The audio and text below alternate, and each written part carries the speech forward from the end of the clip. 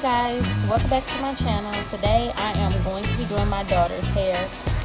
It is, hey Harleigh the Great.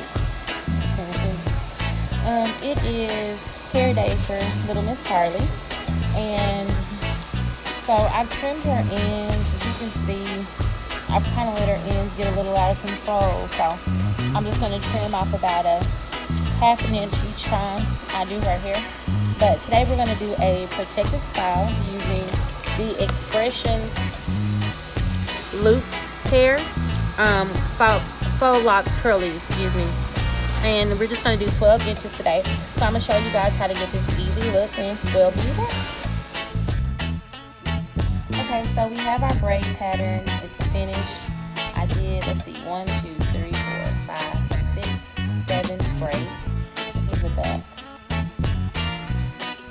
And in the front, I'm going to do some single braids or some single crochets. So I'll show you guys how to do that. Hot Cheetos.